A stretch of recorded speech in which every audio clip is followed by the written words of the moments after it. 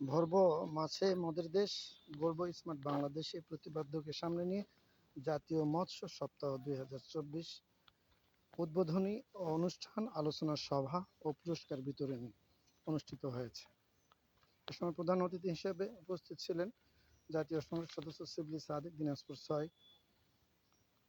বিশেষ অতিথি হিসেবে উপস্থিত ছিলেন চেয়ারম্যান পারভেজ কবির, উপজেলা পরিষদ chairman, vice chairman Ataur Rahman, মহিলা ভাইস চেয়ারম্যান উম্মে কুলসুম বানু। এ সময় অত্র অনুষ্ঠানটির পরিচালনা করেন, সভাপতিত্বের দায়িত্ব পালন করেন নুজহাত তাসনিম আওন, বিরামপুর উপজেলা নির্বাহী অফিসার। এ সময় র্যালি অনুষ্ঠিত হয়েছে। উপস্থিত ছিলেন বীর মুক্তিযোদ্ধাগণ, স্থানীয় নেতৃবৃন্দ।